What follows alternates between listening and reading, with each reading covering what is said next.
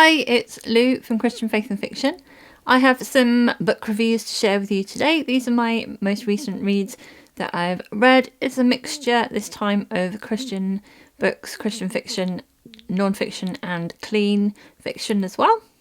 I started recording this in a sort of vlog style. This is how I like to record as I'm going along so that I don't have to remember everything and you get the best idea of what the book was about. So I started recording this in December, so we start off with some Christian Christmas books. So make a note of those for next year maybe. And then I've moved into some Christian classics and clean fiction, and then finishing off with some more Christian fiction. So have a look through. I hope you'll find something that interests you in amongst those books and that's helpful to you to decide whether you'd like to read it or not. As we're going through, if you've read any of these books, let me know your thoughts on them in the comments, and also any books that you can recommend that you've read recently. I finished the first novella in this collection. It's called Mistletoe Season, and the first novella is by Kathleen Fuller. This is contemporary romance, Christmas, sort of Christian, I think. This first one is called Return to Mistletoe, and it's following Emmy, who is an older mum. So she has a grown-up daughter, and they both, her daughter and her friend, all work in an antiques shop that she owns, and they're just doing it up for Christmas. Her best friend who works there, her brother turns up and he hasn't been back for absolutely years. The last time Emmy saw him was, years ago. She went to the prom with him, but then nothing came of it. So she always had a crush on him, but she didn't think that he liked her in any way. He has been in Ireland the whole time renovating a castle and never wanted to come back to the town for various reasons that you learn of through the novella. And it is a cute Christmas romance. Things that I really liked about it, I appreciated that Emmy is a slightly older character, more probably my age, rather than in the early 20s. And I liked all the Christmassy things and the Christmas traditions that they had. I liked the antique shop as well as a setting. I liked the relationship between her and Kieran, the guy. I also liked that she got quite a lot of character background and development, if you will, just a depth of character to the characters in there, despite it being only about 80 pages long. I thought that was really good. I liked the style of writing. I would definitely read another contemporary romance by Kathleen Fuller in the future. I haven't read any of her books before, but I enjoyed the style of her writing. I enjoyed the type of contemporary romance that she wrote in this short book, so I would definitely pick up more in the future. And I would give this 8.5 out of 10 for story enjoyment rating, and 1 out of 3 for Christian faith rating. Is sort of vaguely mentioned about going to church and that kind of thing, but it's not a big thing in the plot. I finished the final novella book in this bind-up collection. I've been reading it for several years through, and this year I read the last one in it, which is called The Old Lace Shop. These are by Michelle Griep, and they are Christmas tales set in Victorian England. They are sort of got a flavour of Charles Dickens in them, and this one is not actually anything like the Old Lace Shop. Is it The Old Lace Shop? I can't remember the name of the actual Dickens book, but this one's not like that book. That one has some difficult topics in there. This one is a romance. It is following Bella, who has been widowed, and she has left the business assets of her husband. Her husband was not very nice to her, but she's left a widow, and she is selling them off, but she decides to keep one and go into business there. She goes to I forget whether it's further up north, but she goes to this town to become the majority shareholder of a mill, and a lace mill. I think it must have been Nottingham Lace Mill. And there she finds that the other partner that she's been working with is an old flame of hers, so she is sort of taken aback by that, and they have to sort of work together on this mill. There are difficulties with keeping it afloat. There are the difficulties of their past, and this is like a second chance romance. There is the second chance coin, which shows up in all of these books, I think, certainly the last two. And it's all about second chances and second chance at life and at romance and dealing with difficult past things that's gone on. It reminds me a little bit of North and South, if you're familiar with that, just because of the flavour of someone from South going up to work in a mill town, and the sort of grittiness is quite gritty. The way she describes the town and these blind women that are there that Bella's really wanting to help.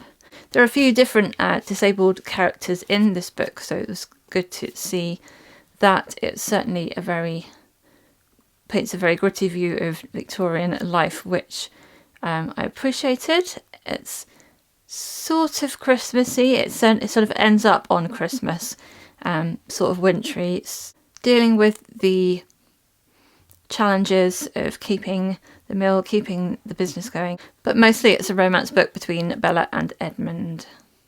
And will they, won't they? Will they be able to patch up the past? There is some Christian content in here, definitely about forgiveness and moving on from the past. I appreciated that. I liked the romance in it. I liked when it sort of got going in the book with the storyline. To start with, I didn't know if I was going to like it as much as the other two books, and I would still say 12 Days in Bleakley Manor is my favourite one of this collection, but I still did enjoy it, so I would give it 8.5 out of 10 for story enjoyment and 3 out of 3 for Christian faith rating. I've been reading this devotional book, Star of Wonder by Angela Hunt, throughout the Advent season. It has 25 different entries in there, and it is following through the places of Christmas, the prophecies of Christmas, the people of Christmas, and the purpose of Christmas. So it has some different entries that you read every day, and I found it quite interesting. There was bits in there that I've not heard of before, not known before, not read before. So that was always interesting. It is a little bit on the theological side, so a little bit more than I was expecting for a devotional, which I didn't mind because I really like that kind of thing. And yeah, it was definitely some interesting things in here, thoughts, reflections on the Christmas story and around those kind of themes. I think I would have liked a little bit more practical application, maybe, or more sort of devotional application, but there are some in here. It kind of goes through, there's the sort of theological side, and they're thinking about the topic, and then there's like what she calls a moment for wonder, so that's a bit more application, adoration times, prayer time, that kind of thing at the end. It's a little book. I did enjoy reading it. I managed to read it fine throughout the Advent season. I would give it 8 out of 10 for what I've managed to learn from it. I did learn some new stuff from it. There was some good stuff in there. I would maybe like a little bit more application and devotional side, just to bring it into the here and now and make it more relevant to me and where I'm at.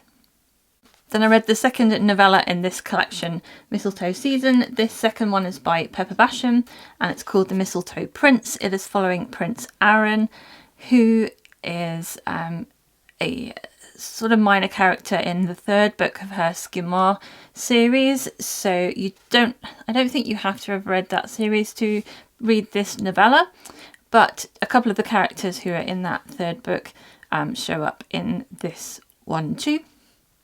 It is following Prince Aaron, who has gone a bit off the rails recently for various reasons, and he's trying to rehabilitate himself, get back into his parents' good books again, and prove to everyone that he can sort his life out and not be full of drunken parties and girlfriends and things like that. So he agrees to go over to stay with his brother-in-law and sister, who are living in America. He is from the Kingdom of Skimar, which is like a Scottish island type of thing that's imaginary.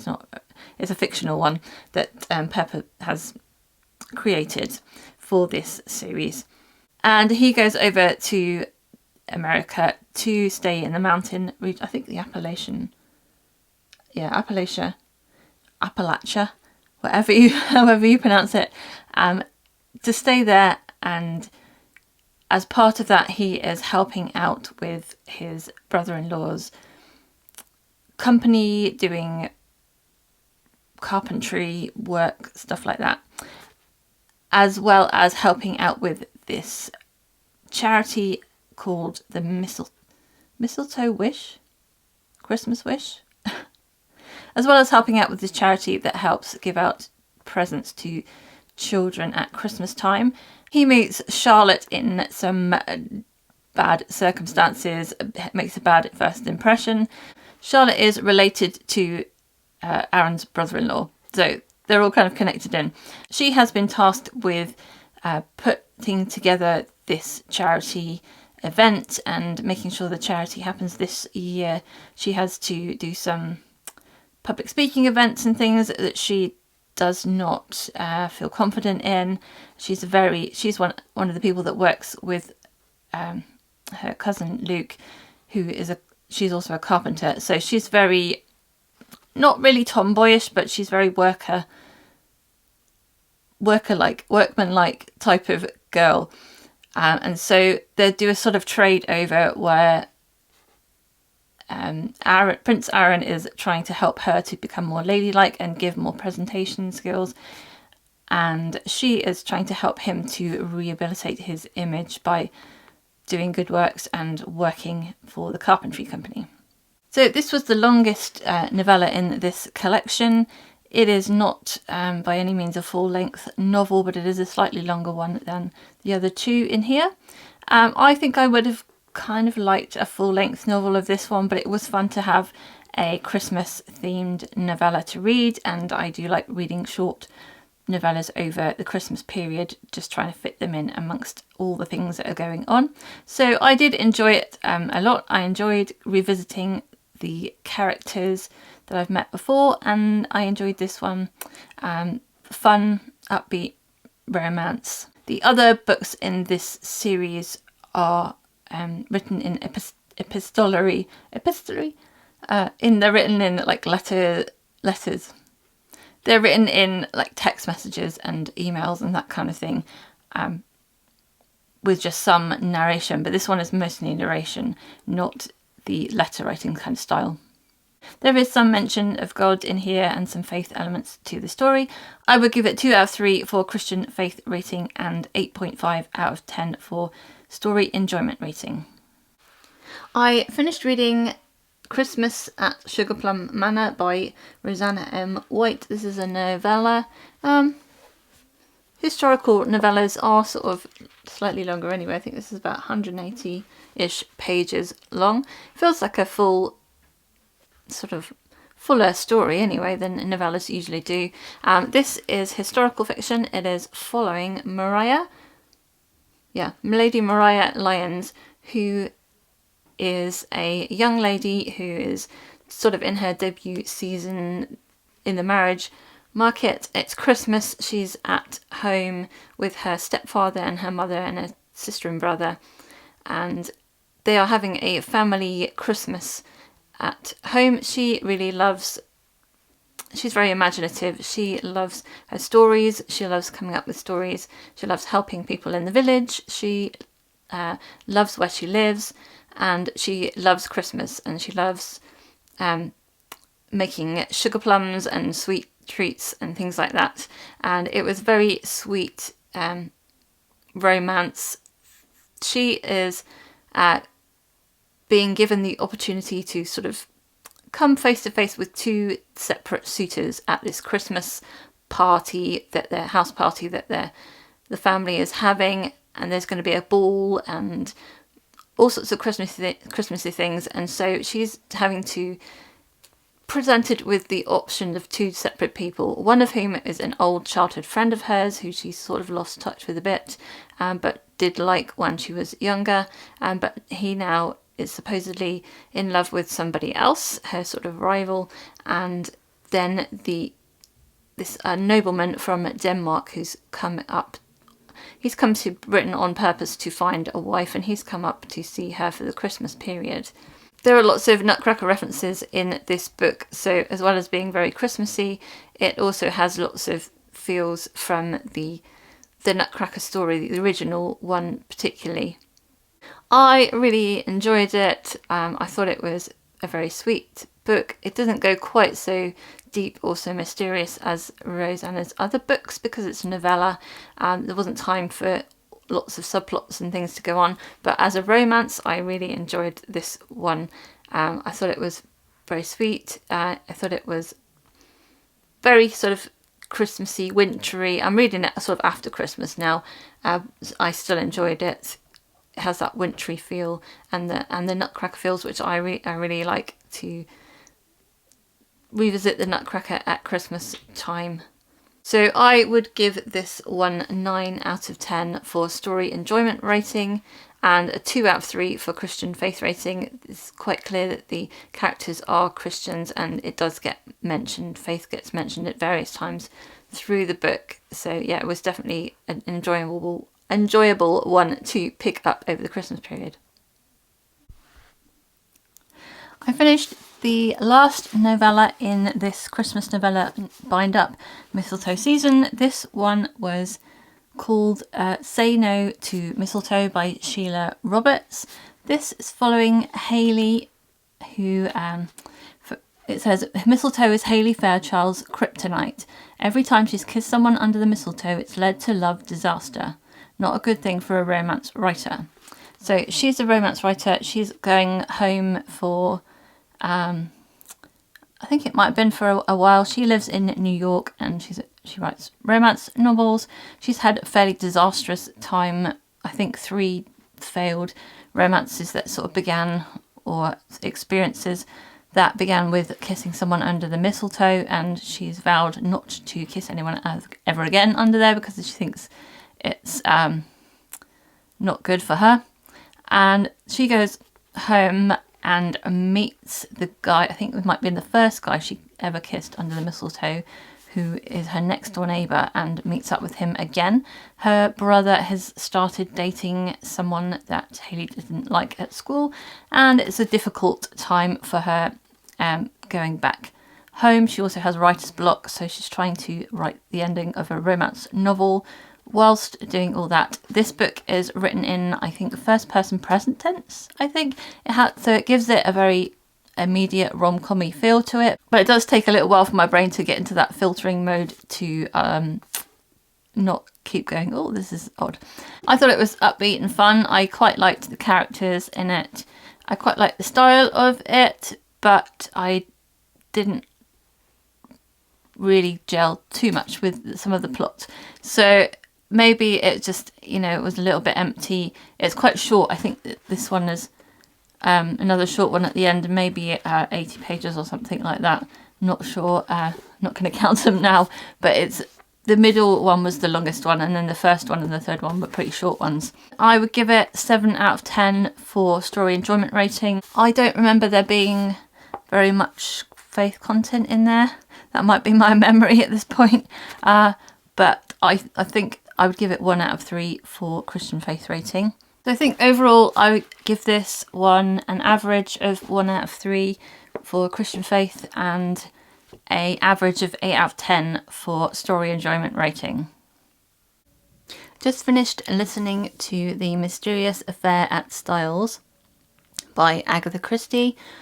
This is a reread for me. I have read it a number of times when I was younger. I think I had it on a cassette tape, and it's the first book in the Poirot series. I think it might be the first book that she published, maybe. It's one of the really early ones, and it is following Captain Hastings, who has been invalided out the war. He goes to stay in this house with some old friends of his, and while he's there, the woman who's the head of the house, she dies in suspicious circumstances, and so it's a murder mystery. It's a cosy mystery in that sense. It doesn't focus too much on the goriness of the mystery. It's all about the people and alibis and twists and turns of who could be guilty and who is innocent. So this one is a clean fiction. There's nothing in there that I think was problematic. I don't remember there being any faith content in there, so I would give it 0 out of 3 for Christian faith rating, and I would give it a 10 out of 10, I think, for story enjoyment rating. I still really enjoyed listening to it, even though I know exactly what's going to happen. So I think it was a good one. I think the twists that come with it and the ending is really good. So yeah, I think it was a good one. I finished listening to Bernard Cribbins reading The Water Babies by Charles Kingsley. This is a classic children's book, and this is the abridged version that's being read here. I remember the film from years ago, and I remember reading the book a long time ago and thinking that it's quite different from the film, and it is quite different from the film.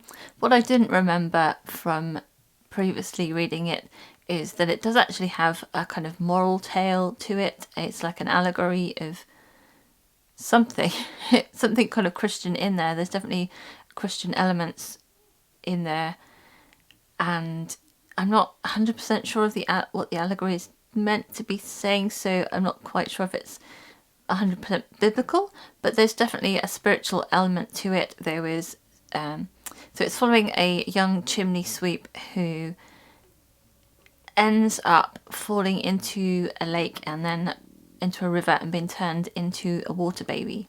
He travels along the river, meeting different characters, animals, insects that talk, as well as meeting the water babies, and is taught a lesson there by characters that have sort of names like "do as you would have done to you" as in name of a character and things like that. And he has to learn about forgiveness and how to be set free himself, or sort of saved himself by forgiving others or doing an act of kindness to others. It is a little bit of the Victorian feel of do-gooding rather than the whole salvation thing. It's a little bit mixed in with that, but yeah, it was still very interesting to see that there was faith sort of morality themes running through that story. I liked the creativeness of the story, and I liked the underwater world, so I would give it a 7 out of 10 for story enjoyment, maybe 2 out of 3 for Christian faith rating, although as I said, I'm not 100% sure whether it was the gospel message or whether it was just sort of taking bits from the Bible, and yeah, but there's still definitely an allegory in that book. And then I listened to the radio dramatisation on Audible of The Pilgrim's Progress. This is dramatised by Brian Sibley. I've listened to his Lord of the Rings ones when I was much younger, and he has a sort of slightly eerie style to his radio plays. I think it was quite a good way of listening to the story. It sort of follows John Bunyan, is it? I want to say, and Bunyan is in in the real life story. So his real life story of him being thrown into prison and how his wife and children are left behind to fend for themselves, and how he's in prison because he's a nonconformist preacher, and that is banned at the time in England. And so while he was in prison, he writes Pilgrim's Progress. So it's sort of intertwining the story of him in prison with the Pilgrim's Progress as he's writing it. So yeah, the Pilgrim's Progress, if you're not familiar with it, is an allegory. It's a Christian allegory of a guy called Christian who leaves his home city, the city of destruction, and he is distressed because he feels like it's going to be destroyed. He has this burden on his back which he cannot get rid of, and until he meets Evangelist, who points him in the right direction along the road. And on the way he comes to the cross and his burden is released, and he meets various different characters along the way as he makes his way to the celestial city. And it is an allegory, it is a sort of devotional, but in sense, because it's those allegorical moments talk and preach to us in a way that perhaps he was not able to preach while he was in prison. I've always enjoyed the Pilgrim's Progress. This version, as I say, was a little bit slightly eerie, creepy at places, very dramatic. It's an abridged version, really, of the story, but it's mostly in a language that makes sense in modern England, whereas the ye olde version can be a little bit trickier to read because it's sort of older English. I forget which century. I think might be the 17th century, like 1600s, that it was originally written. I found it very interesting to have the two stories next to each other, especially learning a bit more about him being a nonconformist preacher and having come from nonconformist Christian denominations my whole life, and I can trace it back as far as my great-grandparents being in the not Church of England, not the state church. So it kind of resonates with me a bit more. Definitely there are cultures around the world where if you're not part of the state church and you preach from the Bible, you could be arrested. So it definitely resonates with today, and of course the Pilgrim's Progress has lots of interesting things that speak to you. I really spoken this time about one incident where he met a woman who he thought was leading him in the right direction. It turned out she was a wolf in sheep's clothing. Basically, she was a false teacher. And I've been thinking a lot about false teachers at the moment, with lots of things that are being exposed in the church. So yeah, it definitely was an interesting one to listen to. It was about 3 hours long. I think it might have been on the Audible Plus catalogue at the time. So I would give it 8 out of 10 for story enjoyment, 3 out of 3 for Christian faith rating. I finished rereading The Murder of Roger Ackroyd by Agatha Christie. This, as I say, is a reread for me. I was listening to it again. This is clean fiction, not Christian fiction. It is kind of cosy mystery, I guess. Poirot is in this one. He has retired and moved to a village and is trying to grow vegetable marrows, as they say. And he is getting very bored there. The whole story is told from the perspective of Dr. Shepherd, who is a doctor in that village. And he is helping Poirot investigate the murder of one of his friends. Now, at the beginning, we find out that a lady has died and that she was being blackmailed by somebody. The blackmailer is about to be revealed to this friend of Dr. Shepherd's in a letter, but then he dies as well. And so it's the investigation of who murdered Roger Ackroyd being the friend of Dr. Shepherd's. So yeah, I think that's as much as I'm going to say on the mystery side. I don't want to give too much away of the plot. I really enjoyed, again, listening to the beginning and the ending of this story. I liked listening to this particular audiobook as a slightly different narrator than the one I'm used to. The middle of it on second reading was a bit overdrawn, extended out a bit, but that might be because I was just like, I know what happens, so I'm waiting for the reveal at the end, and the journey in between wasn't quite so interesting. But it was a clean book, and so I would give it 0 out of 3 for Christian faith rating.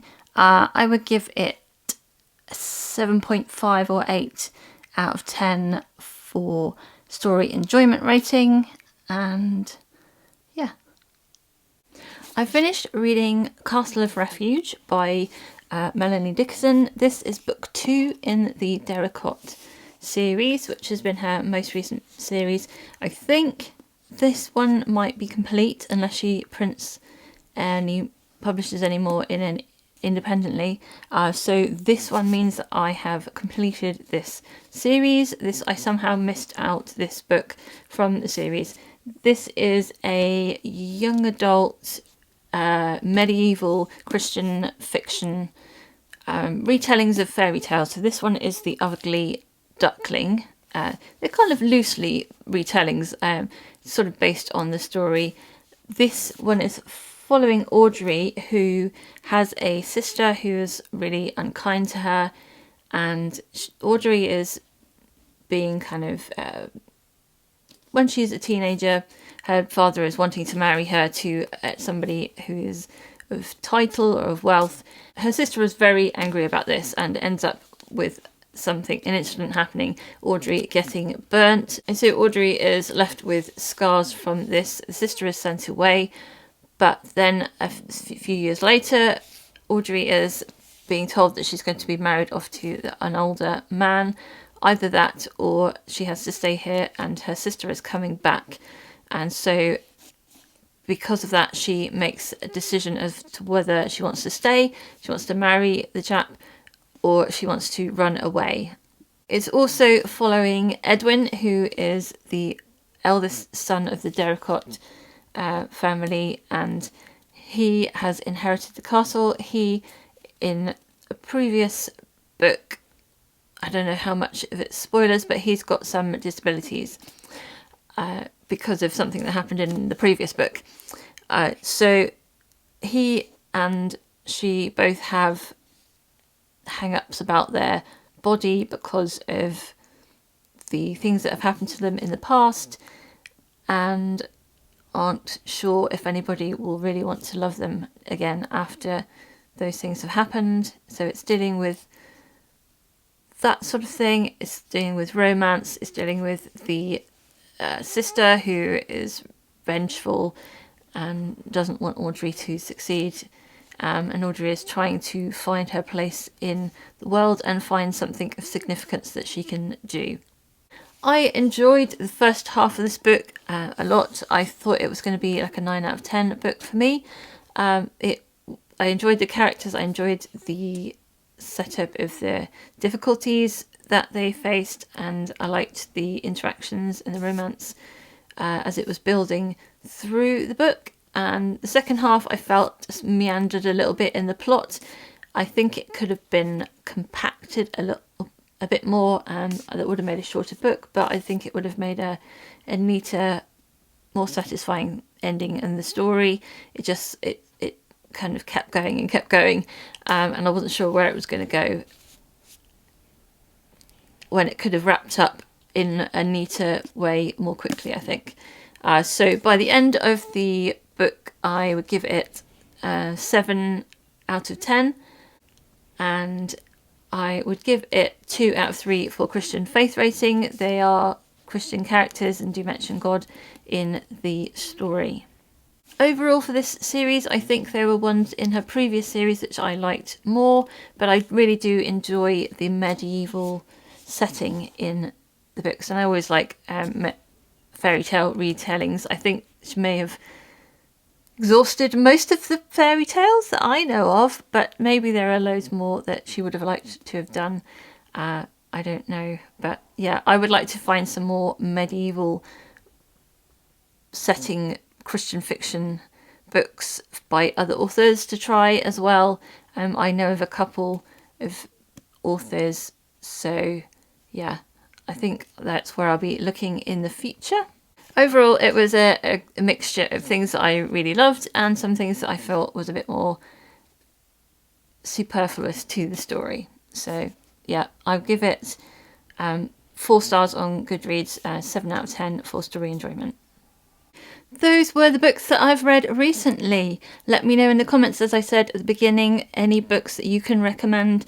I think my favourite books that I've read recently were The Mysterious Affair at Styles by Agatha Christie as a clean reread, and Christmas at Sugarplum Manor by Roseanna M. White. Those are my favourite ones out of these ones. If you would like to see any more videos about Christian fiction, you can watch these videos over here. I hope you are having a great reading week, and until next time, I pray God bless you and your families. Okay, see you in the comments.